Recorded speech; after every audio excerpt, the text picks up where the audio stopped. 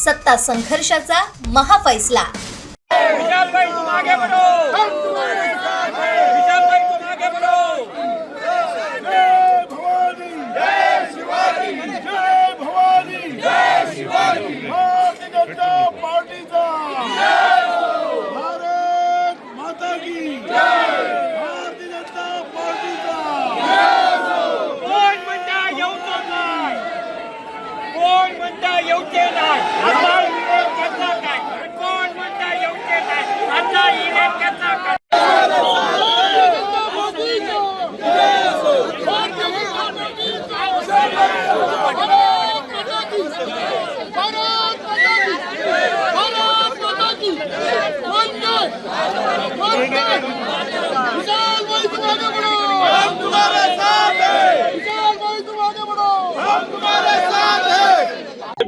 मोठा विजय मिळतोय।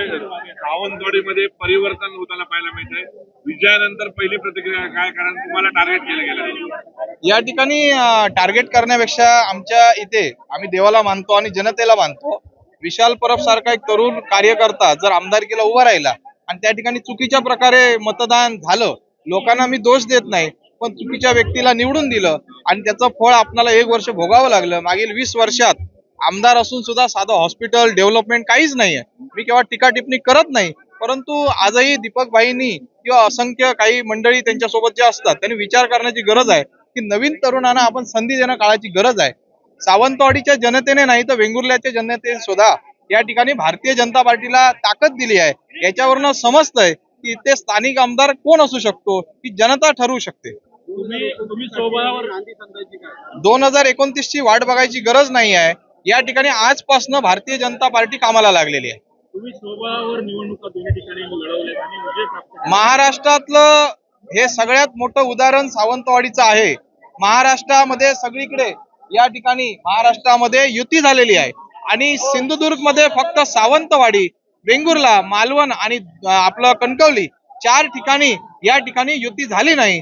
सावंतवाडी विधानसभेने आणि सावंतवाडीच्या जनतेने करिश्मा दाखवलेला आहे। हा विशाल परब यांचा विजय नसून रवींद्र चव्हाण साहेब तसंच स्थानिक बीजेपीचे सर्व कार्यकर्त्यांचा विजयी आहे। याच ठिकाणी ज्या ठिकाणी तुम्ही आता बोलताय तिथे तुमच्या कार्यकर्त्यांची गाडी अडवण्याचा प्रयत्न झालेला होता। मतदारांनी दिलेला हा हे बघा, आजपर्यंत विशाल परबने उग्र कोणाला बोललं नाही, वाईट बोललं नाही आणि आजचा जो गुलाल आहे हा मतपेटीतनं आपण त्यांना उत्तर दिलेलं आहे। आजचं उत्तर हे जनतेने आणि देवाने दिलेलं आहे। आजपर्यंत अतिरेक किंवा अंगावर कोणाच्या धावून जाण्याचं कार्य आमच्या कार्यकर्त्यांनी केलं नाही। आम्ही प्रामाणिक कार्यकर्ते आहोत, हे पुन्हा एकदा सिद्ध झालेलं आहे।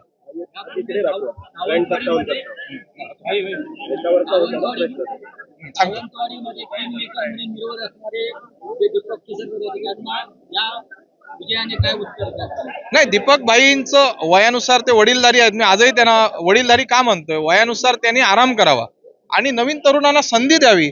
मी आमदार किंवा खासदार होणार म्हणून नाही, तर माझ्या या सावंतवाडी किंवा कोकणाचा विकास डेव्हलपमेंट करण्याची एक इच्छा आमच्यामध्ये आहे आणि आम्ही हे करू शकतो।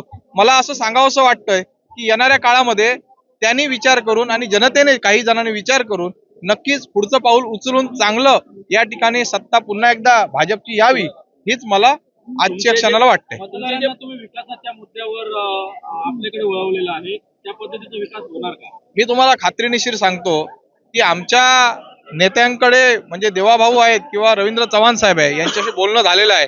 सावंतवाडीमध्ये हॉस्पिटलची कमतरता आहे, गोरगरीब जनतेला बेकारीचा सामना करावा लागतो। आज आम्ही गुलाल या विषयाबद्दल मी तुम्हाला सांगतो, मी स्वतः माझ्या आयुष्यामध्ये 2014 तो 2024 पर्यंत पराभवच पाहिला आहे।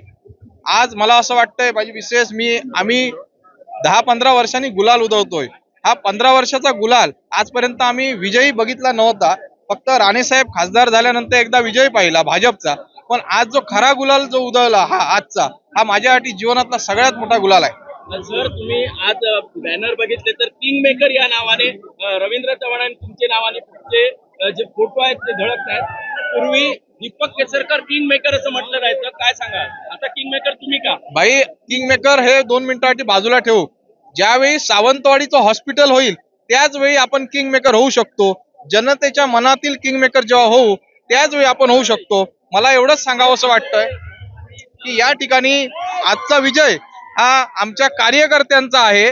भारतीय जनता पार्टीने इतिहास घडवलेला आहे. तिरुवनंतपुरम बिहार नंतर आज सावंतवाडीमध्ये इतिहास घडलाय. पूर्ण महाराष्ट्रामध्ये महायुतीचं सरकार आणि महायुतीच्या सीट दिल्या आहेत. एकच उदाहरण सिंधुदुर्गातलं आणि कोकणातलं आहे की सावंतवाडीमध्ये फक्त आणि फक्त भाजप विरुद्ध शिंदे गट असं वातावरण असताना पुन्हा एकदा भाजपने आपली सत्ता आणून दाखवलेली आहे.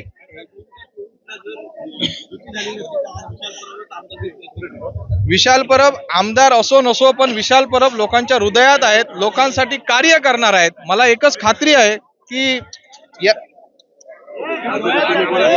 या ठिकाणी मला एक खात्री आहे की आपणाला पुढील भविष्यामध्ये सावंतवाडीचं डेव्हलपमेंट ही अतिशय महत्वाची हा मुद्दा घेऊन आम्ही चालत आहोत. एकनाथ शिंदेच्या सभेमध्ये दीपक केसरकरांनी तुमच्यावर माफिया असे किंवा बाहेरून आला तसे आरोप केलेले होते आणि हे पार्सल बाहेर पाठवा असं म्हटलेलं होतं. मी सन्माननीय दीपक भाईंना आपल्या पत्रकार बंधूंच्या माध्यमातून सांगतोय, तुम्ही वडीलधारी आहात.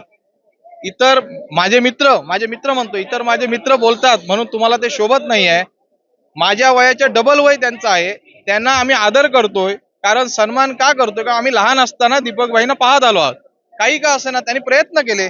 पुढचे प्रयत्न आमच्यासारख्या व्यक्तींना करायला द्यावे त्यांनी, असं मला वाटतंय. कोणतरी काहीतरी बोलतो माफिया बिपिया, हे आपण का आम्ही पाकिस्तानचे आहोत का?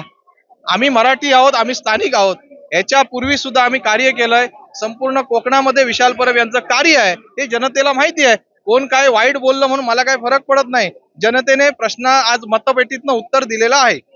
आमचं ठरलंय पुढचा आमदार विशालभाई. प्रतिक्रिया पहिली, कारण मोठा विजय मिळतोय भाजपसाठी प्रतिष्ठेची नगर परिषद. हा खरं तर एकदम हा विजय हा तुम्हाला मी माझ्या शब्दात मांडू शकत नाही असा हा विजय आहे. कारण खरं तर आज विरोधकांनी टीका केलेली की सावंतवाडीच्या तलावात बिल्डिंगी उभ्या राहणार आहेत, पण त्या सावंतवाडीच्या तलावात आज कमळ फुललंय आणि ह्या कमळाचा स्वीकार इथल्या भव्य जनतेने केलाय. इथल्या देव उपरलकर श्रीदेव पाटेकरांनी केलाय आणि ह्या सगळ्या वोटर्सने आपल्याला आज बहुमतांनी विजयी करून दाखवून दिलंय की इथे खरोखरच जो 20 वर्षापासून रखडलेला जी कामं आहेत, जी हॉस्पिटलची कामं म्हणा, तुम्ही बस स्टँडची कामं म्हणा किंवा इथे रोजगाराचे मार्ग उपलब्ध नाही आहेत. इथले आमदार गेली 20 वर्ष निवडून येऊन सुद्धा काहीच करू शकत नाहीत. कुठेतरी जनता कंटाळली आहे आणि कुठेतरी जनता हा नवीन विकास, ह्या नवीन उभयतांच्या जोड्यातून किंवा आज नवीन आपली सगळेच उमेदवार युवक आहेत आणि त्या युवकांमधून त्यांना कुठेतरी एक विकासाची नांदी दिसते. हे या सगळ्या निवडणुकीच्या निकालातून सिद्ध होत आहे आणि मी इथल्या सगळ्या लोकांचे माझ्या मालवणी भाषेतच मी माझ्या लोकांचे आभार मानू इच्छित आहे. कारण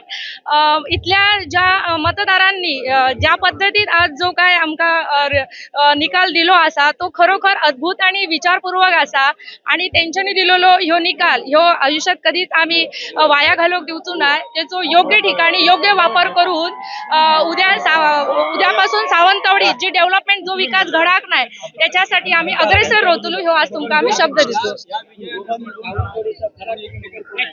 या विजयानंतर ह्या सावंतवाडीचो खरो किंग मेकर कोण असा तर इथला सर्वसामान्य जनता आणि नागरिक आणि आमचे सर्वश्रेष्ठ ज्यांनी नेहमी शांततेत क्रांती केली असा ते म्हणजे कोकण पुत्र माननीय आदरणीय श्री रवींद्रजी चव्हाण साहेब. ह्योच आमचो आदर्श असा. तुमच्यावर टीका झाली, विशाल परबांवर टीका झालेली होती. बाहेरून आलात असाही उल्लेख झालेला होता आणि पार्सल बाहेर पाठवा असंही दीपक केसरकरांनी टीका केलेली होती. दीपक केसरकर, माननीय दीपक केसरकर हे गेली 20 वर्ष आमदार आहेत आणि ते म्हणतात की आम्ही बाहेरून आहोत. आमच्यावर टीका बाहेरून आलेल्याची टीका होत असेल तर मी तुम्हाला असं विचारते की इथे आमदार असून इथे एकही हॉस्पिटल नाहीये, एक डेव्हलपमेंट नाहीये. हे जेव्हा आमदार स्वतः आजारी पडतात तर तेव्हा ते बाहेरच्या रुग्णालयात का जातात? त्यांना फक्त निवडणुकीला निवडून येण्यापुरतं वोटरची गरज लागते आणि निवडून आल्यानंतर त्यांना वोटरची गरज लागत नाही. ते आपल्या स्वस्वार्थासाठी मुंबई पुण्याला निघून जातात. म्हणजेच त्यांचा हा स्वार्थपणा हा इथला रहिवासी असून सुद्धा हा कितपत योग्य आहे हे मी त्यांना प्रश्न विचारू इच्छिते.